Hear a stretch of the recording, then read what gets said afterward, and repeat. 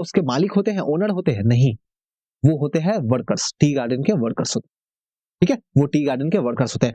उसका जो ओनर है, मालिक है, वो तो कहीं और है। वो क्या करता है, वो इन 100 लोगों को सैलरी देता है, सैलरी देता है, और ये 100 लोग जो है यहाँ पे टी ग्रो करेंगे। क्या ग्रो करेंगे? टी। अब फिर इस टी, बहुत सारी टी ग्रो होगी, और ये टी को क्या ये लोग खुद पी जाएंगे? नहीं, ये लोग उसको मार्केट में सेल करेंगे। मतलब यहाँ पे जो प्रोडक्शन हो रहा है, यहाँ पे जो एग्रीकल्चर किया जा रहा है, टोटली कमर्शियल एम को ध्यान में रख के किया जा रहा है ना, सेल करने के पर्पज से किया जा रहा है। ठीक है, अब यहाँ पे अब तुम देखोगे, जो पर्सन इसका ओनर है, इसको बहुत ज्यादा नॉलेज में भी शायद ना हो इस टी के बारे में, है ना, बहुत ज्यादा टी ग्रो करने के, या फिर बहुत ज्यादा इंटरेस्ट ना हो। इसको तो मतलब होगा सिर्फ प्रॉफिट से, है ना, कि यहाँ पे इसकी ज्यादा से ज्यादा प्रॉफिट होनी चाहिए, प्रॉफिट से इसका मतलब है। ठीक है, तो जनरली एग्रो बिजनेस में हम लोग ये देखेंगे कि ये एक इंडस्ट्रियल एक्टिविटी है। ओके, यहाँ पे हम लोग ये देखेंगे कि जो पर्सन है वो एग्रीकल्चर के कहीं बाहर का पर्सन है। ठीक है, हाँ, ये पर्सन जो है, ये बहुत ज्यादा कैपिटल इन्वेस्ट करेगा, बहुत सारे पैसे इन्वेस्ट करेगा। यहाँ पे 100 लोगों को सैलरी देना है, कम तो पैसा नहीं होता है। हो सकता है यहाँ पे बहुत सारी मशीनें यूज किए जाएगा, बहुत बड़ी एरिया है इरिगेशन करने के लिए। क्या हाथ से पानी तो नहीं डालेंगे, मशीनें यूज होगी, पाइपलाइंस वहां पे होंगी, है ना, बहुत बड़ी साइज होगी, लार्ज स्ट्रक्चर होगा, वहां मैनेजर होंगे, असिस्टेंट मैनेजर होंगे संभालने के लिए, है ना, काफी सारे केमिकल्स यूज किए जाएंगे। तो ये सब कुछ फीचर है एग्रो फैक्ट्रीज का, एग्रो इंडस्ट्रीज का। आई होप आपको समझ में आया होगा। कोई भी डाउट है तो आप बिल्कुल कमेंट करके बताओ, मैं बिल्कुल आपको एक्सप्लेन करूंगा। अगली जो कैटेगरी है, तो अभी तक हम लोगों ने 2 कैटेगरी देख लिया। एक तो एग्रीकल्चर वाला था, सॉरी, एक तो साइज वाला था, और दूसरा था रॉ मटेरियल, है ना, रॉ मटेरियल। तो रॉ मटेरियल में हम लोगों ने एग्रीकल्चर देखा। ठीक है, अब रॉ मटेरियल के अंदर में ही हम लोग देख रहे हैं मिनरल। अब मिनरल को यूज करेंगे, तो जैसे मैंने समझाया था, अगर इनपुट में रॉ मटेरियल में मिनरल यूज करेंगे और उससे अगर कुछ प्रोडक्ट बना देंगे, तो इसको बोलेंगे, इस ऐसी इंडस्ट्री को क्या बोलेंगे? Mineral based industry. तो रॉ मटेरियल कोई मिनरल होगा, यानी कि, है ना। अब देखो, मिनरल अलग अलग तरह की चीजें हो सकती है। ये कोई मेटल हो सकता है, जैसे आयरन। ये कोई नॉन मेटल भी हो सकता है, ये कोई नॉन मेटल भी हो सकता है, जैसे फॉर एग्जांपल सल्फर। ठीक है, तो यहाँ पे मेटल या फिर नॉन मेटल यूज किया जा सकता है। एक एग्जांपल से समझते हैं। आपने आयरन लिया, आयरन को आप इंडस्ट्री में लेके गए, और वहां से आयरन की आपने कुछ मशीनें बना दी, कुछ मशीन बना दी आपने। तो ये कैसी हो गई? ये हो गई मिनरल बेस्ड इंडस्ट्री, क्योंकि देखो आयरन एक मिनरल है। आपने कुछ और दूसरे मिनरल्स लिए, आपने उससे क्या बना दिया? सीमेंट बना दिया। तो ये भी एक मिनरल बेस्ड इंडस्ट्री हो गई। लेकिन दोनों में डिफरेंस क्या है? आयरन तो मेटल है, लेकिन सीमेंट वाले केस में मेटल यूज नहीं करते हैं, नॉन मेटल यूज करते हैं। मतलब यहाँ मेटल या नॉन मेटल दोनों यूज हुआ जा सकता है। अब देखो, मेटल को भी फिर 2 पार्ट में डिवाइड कर सकते हैं। मेटल वाला जो है उसका भी फिर 2 कैटेगरी है। अच्छा, मैं ये इरेज कर देता हूं और फिर मैं समझाता हूं। एक सेकंड, हाँ, इसको इरेज कर दूं जरा। मेटल वाले केस में क्या हो सकता है? देखो, मेटल वाले केस में 2 टाइप के मेटल हो सकते हैं। एक तो हो सकता है फेरस, और दूसरा हो सकता है नॉन फेरस। ठीक है, फेरस मतलब ऐसा मेटल जिसमें आयरन का प्रेजेंस हो, और नॉन फेरस में आयरन का प्रेजेंस नहीं हो। तो हो सकता है आपने आयरन को यूज किया, इंडस्ट्री में लेके गए, आपने उसका टूल बना दिया, कुछ मशीन बना दी, तो ये मिनरल बेस्ड इंडस्ट्री है। यस, कैसी वाली? फेरस मेटल, है ना, फेरस मेटल। दूसरा एग्जांपल, आप करते हो, आप कॉपर लेके आते हो, आप कॉपर लेके आते हो, आप कॉपर से आप कुछ टूल बना लेते हो, कुछ मशीन बनाते हो। तो ये भी तो मेटल वाली हो गई, लेकिन ये फेरस नहीं है, ये है नॉन फेरस, ये है नॉन फेरस। और ज्यादा फेरस नॉन फेरस के बारे में अगर जानना है, तो आपकी जो दूसरी वाली बुक है, उसका जो आप चैप्टर आ रहा है, मिनरल एनर्जी वाली जो चैप्टर जो है, वो वाली वीडियो आप देखना, बहुत और डिटेल में मैंने वहां पे बात करूंगा। ठीक है, पढ़ते हैं आगे। केमिकल बेस्ड इंडस्ट्री, नाम से पता चल रहा है, इनपुट में रॉ मटेरियल में क्या यूज करेंगे? कोई केमिकल यूज करेंगे। आपने कोई केमिकल यूज किया, इंडस्ट्री में लेके गए, और आपने बना दिया उससे क्या? प्लास्टिक। आपने केमिकल यूज किया और उससे प्लास्टिक बना दिया, आपने इंडस्ट्री में लेके गए, तो वैसी इंडस्ट्री को क्या बोलेंगे? Chemical based industry. मतलब यहाँ पे कुछ केमिकल को रॉ मटेरियल में यूज करेंगे। आपने पेट्रोकेमिकल, आप पेट्रोलियम लेके आए, है ना, पेट्रोलियम लेके आए, पेट्रोलियम से आपने पेट्रोल बना दिया, डीजल निकाला, आपने केरोसिन निकाला, आपने वैक्स निकाला। ये हो गई केमिकल बेस्ड इंडस्ट्री, है ना। बहुत बढ़िया एग्जांपल मैं और बता रहा हूं, है ना, जो कि आजकल बहुत फेमस में है। कोविड की वैक्सीन, आप केमिकल लेके आते हो, तरह तरह के केमिकल लेके आते हो, आप फिर उससे आप बनाते हो वैक्सीन, आप मेडिसिन बनाते हो। तो ये क्या हो गई? एक केमिकल बेस्ड इंडस्ट्री। समझ में आ रहा है? तो ये जो केमिकल है, ये केमिकल फिर कहां से आएगा? हो सकता है ये कोल से आए, हो सकता है ये वुड से आए, हो सकता है ये कहीं और से आए, ठीक है। तो रॉ मटेरियल में केमिकल्स यूज होगी, जैसे प्लास्टिक की इंडस्ट्री, सिंथेटिक फाइबर बनाने की इंडस्ट्री। सिंथेटिक फाइबर क्या होता है? जैसे सिंथेटिक फाइबर क्या होता है मैं आपको समझाता हूं। आप लोगों ने जरूर जूट सुना होगा। जूट कहां से आता है? प्लांट से। आप लोगों ने कॉटन सुना होगा, कहां से आता है? प्लांट से। तो ये जो फाइबर है ये तो प्लांट से आ रहा है, इसको ग्रो करते हैं खेतों में, है ना। लेकिन सिंथेटिक वाला फाइबर, तो यहां तो फाइबर आ रहा है, लेकिन वो फाइबर कहां से आ रहा है? प्लांट से आ रहा है, खेतों से आ रहा है, एग्रीकल्चर से आ रहा है। लेकिन सिंथेटिक फाइबर में कहां से आता है? सिंथेटिक फाइबर में केमिकल को यूज करके फाइबर बनाते हैं, ठीक है। आप लोगों ने जरूर सुना होगा नायलॉन की रस्सी हम लोग यूज करते हैं ना, नायलॉन की रस्सी यूज करते हैं, ठीक है। तो सिंथेटिक फाइबर हो गई, तो वो केमिकल बेस्ड इंडस्ट्री का एग्जांपल है। नेक्स्ट, फॉरेस्ट बेस्ड, नाम से पता चल रहा है रॉ मटेरियल कहां से आएगी? फॉरेस्ट से आएगी। आपने क्या किया? आपने हनी लेके आए, आप हनी लेके आए फॉरेस्ट से। हनी को आपने क्या यूज किया? उसको हनी को पैक वैक करके आपने उसको मार्केट में सेल कर रहे हो, तो वो इंडस्ट्री कैसी हो गई? फॉरेस्ट बेस्ड रॉ मटेरियल वाली हो गई। दूसरा एग्जांपल, आप वुड लेके आते हो जंगल से, उस वुड से आप बना देते हो आप पेपर, तो ये कैसी इंडस्ट्री हो गई? ये भी हो गई फॉरेस्ट बेस्ड इंडस्ट्री। समझ में आ रहा है? ठीक है। तो आप वुड लेके आते हो, बैम्बू लेके आते हो, ग्रास लेके आते हो, अब उससे आप पेपर बना रहे हो, तो ये सब कुछ क्या हो गया? फर्नीचर आपने बना दिया मान लो वुड से, फॉरेस्ट बेस्ड इंडस्ट्री, ठीक है। अब हो सकता है फॉरेस्ट से आप कुछ प्लांट वगैरह लेके आए, अब उसका आपने मान लो मेडिसिन बना दिया, मान लो मेडिसिन बना दिया, तो इसको क्या बोलेंगे? इसको बोलेंगे फॉरेस्ट, क्योंकि ये जो प्लांट वगैरह ला रहे हो आप फॉरेस्ट से लेके आ रहे हो। रॉ मटेरियल कहां से आ रहा है ये इंपॉर्टेंट है, उसके बेसिस पे ये नाम डाल रहे हैं हम लोग। आउटपुट में क्या बन रहा है वो नहीं, रॉ मटेरियल जो है उसको हम लोग देख रहे हैं अभी, इनपुट में क्या आ रहा है, ठीक है। नेक्स्ट, एनिमल बेस्ड इंडस्ट्री, मतलब इनपुट में रॉ मटेरियल कहां से मिलेगा? एनिमल से मिलेगा। एनिमल से क्या मिलेगा? मिल्क मिलेगा। मिल्क को आप इंडस्ट्री में लेके गए, आपने पनीर बना दिया, आपने चीज बना दी, एनिमल बेस्ड इंडस्ट्री हो जाए। आप एनिमल की आप लेदर लेके आए, है ना, आप लेदर लेके आते हो, स्किन लेके आते हो, अब उससे आप लेदर की कुछ मान लो पर्स, बेल्ट, बैग वगैरह कुछ बनाते हो, एनिमल बेस्ड इंडस्ट्री। मतलब आप एनिमल से कुछ रॉ मटेरियल लेके आते हो और उसको इंडस्ट्री में यूज करके कुछ प्रोडक्ट बनाते हो, वैसी इंडस्ट्री को बोलेंगे एनिमल बेस्ड इंडस्ट्री। आप मान लो वुल लेके आते हो, आप लोगों ने जरूर सुना होगा ना पश्मीना शॉल, बहुत फेमस है, काफी कॉस्टली आता है पश्मीना शॉल। अगर नहीं पता है तो आप गूगल करना, ठीक है। अगर आपको पता है तो क्या होता है कमेंट करके बताओ। पश्मीना शॉल कहां से आती है? ठीक है, तो पश्मीना शॉल एनिमल से आती है, और फिर उसकी जो है एक प्रोडक्ट बनाई जाती है, शॉल बनाई जाती है, ठीक है। तो एनिमल बेस्ड इंडस्ट्री।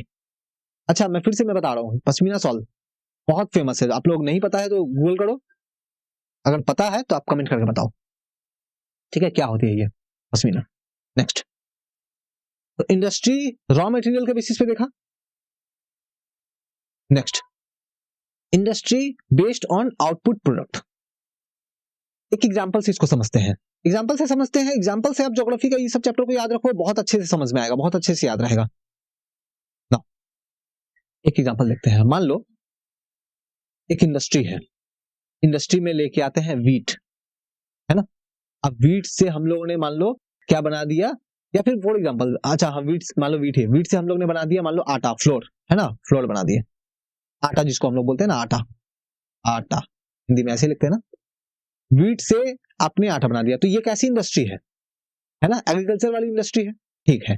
अब इस फ्लोर से आटे से आपने फिर दूसरी इंडस्ट्री में लेके गए, अब वहां पे जाकर के आपने उसकी बिस्किट बना दी। तो आप यहां पे एक चीज नोटिस करो कि ये जो फ्लोर जो बना था, आटा जो बना था, ये अपने आप में एक प्रोडक्ट है ना। अगर इस फ्लोर को अगर मैं बोलूं, क्या मैं इस फ्लोर को रॉ मटेरियल बोल सकता हूं? क्या इस फ्लोर को रॉ मटेरियल बोल सकता हूं? हाँ बोल सकते हैं, इस वाली इंडस्ट्री के लिए, ये वाली इंडस्ट्री के लिए, क्योंकि यहां पे तो रॉ मटेरियल यही है, फ्लोर आ रहा है, फ्लोर से बिस्किट बना रहा है। लेकिन यहां पे अगर आप देखोगे तो फ्लोर इस वाले इंडस्ट्री के लिए तो प्रोडक्ट है, मतलब एक ही चीज रॉ मटेरियल भी हो सकता है, प्रोडक्ट भी हो सकता है। समझ में आ रहा है? एक ही चीज रॉ मटेरियल भी हो सकती है, प्रोडक्ट भी हो सकती है ना। तो ये जो है बहुत ही बेसिक सा आइटम है, ठीक है। तो इसमें हम लोग क्या या फिर एक और एग्जांपल से मैं समझाता हूं। फॉर एग्जांपल, आयरन की ओर लेके आते हैं, आयरन ओर, इंडस्ट्री में लेके गए, आपने उससे आपने उससे स्टील बना दिया। क्या बना दिया? स्टील। लेकिन फिर आप बाद में अब स्टील को लेके जाते हो दूसरी इंडस्ट्री में, आप बनाते हो उससे कुछ मशीन बनाते हो। तो यहाँ पे देखो, यहाँ इस वाली इंडस्ट्री के लिए स्टील क्या है? आउटपुट है, प्रोडक्ट है। लेकिन इस वाली इंडस्ट्री के लिए स्टील क्या है? रॉ मटेरियल है। मतलब एक ही चीज रॉ मटेरियल और प्रोडक्ट दोनों हो सकती है अलग अलग इंडस्ट्री के लिए। तो हम लोग ये देखते हैं कि जैसे आयरन या स्टील की बात करें तो ये रॉ मटेरियल है बहुत सारी चीजों के लिए, ठीक है। तो स्टील को क्या बोलेंगे? ये स्टील जो है यहाँ पे क्या हो रही है, हम लोग किसी दूसरी इंडस्ट्री से लेके आ रहे हैं, है ना। तो the industry whose products are used to make goods by use them as raw material are called basic industry. ऐसी इंडस्ट्री जिनके प्रोडक्ट को यूज किया जाए किसी दूसरे इंडस्ट्री में एज ए रॉ मटेरियल, वैसे इंडस्ट्री को बोलेंगे बेसिक इंडस्ट्री। मतलब ये जो पहली वाली है ना, इसको बोलेंगे बेसिक इंडस्ट्री। आपने आयरन ओर से स्टील बना दिया, लेकिन इसी स्टील को रॉ मटेरियल के तौर पे यूज कर रहे हैं किसी दूसरी इंडस्ट्री में यहां, तो ये वाले को बोलेंगे हम लोग क्या? Basic industry. आई होप आपको समझ में आया होगा बेसिक इंडस्ट्री क्या होती है। नाउ नेक्स्ट आगे देखते हैं। The consumer goods industry produce goods which are consumed by consumer directly. Consumer goods किसको बोलते हैं? कंज्यूमर गुड्स इंडस्ट्री किसको बोलते हैं? मान लो कि एक रॉ मटेरियल है, ठीक है, क्या है? मान लो हनी है, और उस हनी को आपने मान लो इंडस्ट्री में लेके गए, पैक वैक करके आप हनी को यूज कर रहे हो। मतलब ये प्रोडक्ट को फिर आप और कहीं पे यूज नहीं करोगे, अब डायरेक्टली इसको आप खाना है, डायरेक्टली अब इसको जो है इसको कंज्यूम करना है, इसको बोलेंगे कंज्यूमर गुड, ठीक है, कंज्यूमर गुड। आपने मान लो कोई रॉ मटेरियल लिया, उससे आपने कुछ प्रोडक्ट बना दिया, है ना, उससे आपने कुछ प्रोडक्ट बना दिया। अब उस प्रोडक्ट को अब और कहीं पे किसी दूसरी इंडस्ट्री में रॉ मटेरियल के तौर पे यूज नहीं करेंगे, उस प्रोडक्ट को डायरेक्टली अब कंज्यूम करना है, तो इसे क्या बोलेंगे? कंज्यूमर गुड्स बोलेंगे, कंज्यूमर गुड्स बेस्ड इंडस्ट्री। एक और एग्जांपल देख लेते हैं। मान लो एक इंडस्ट्री में आपने क्या किया, कुछ केमिकल लिया और उससे बना दिया सोप, साबुन नहाने के लिए। अब क्या इस सोप को as a raw material use करोगे कहीं और पे? नहीं, अब सोप को तो डायरेक्टली यूज करेंगे हम लोग। तो ये वाली इंडस्ट्री कैसी हो गई? ये हो गई कंज्यूमर बेस्ड इंडस्ट्री हो गई, नॉन बेसिक हो गई, है ना। कंज्यूमर नॉन बेसिक है, ठीक है। तो नॉन बेसिक और इसमें डिफरेंस आपको याद रखना है, ठीक है। Next, industry based on ownership. मालिक कौन है? देखो, किसी भी इंडस्ट्री के गवर्नमेंट मालिक हो सकती है,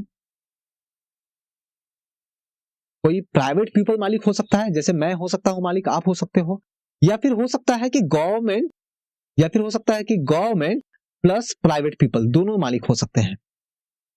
ऐसी इंडस्ट्री जहां पे सिर्फ ओनरशिप गवर्नमेंट के पास होता है, वैसी इंडस्ट्री को बोलते हैं पब्लिक सेक्टर। हम लोग बहुत बार बोलते हैं ना पीएसयू, पब्लिक सेक्टर अंडरटेकिंग्स। तो आप अपने आसपास में आप देखो, कोई बैंक आप एग्जांपल में ले सकते हो। अगर कोई एक ऐसी बैंक, जैसे फॉर एग्जांपल आरबीआई, आरबीआई को क्या बोलोगे आप? है ना, आरबीआई को क्या बोलोगे? ये पीएसयू है, पब्लिक सेक्टर अंडरटेकिंग है। अच्छा, इंडस्ट्री नहीं है लेकिन पब्लिक सेक्टर अंडरटेकिंग तो है।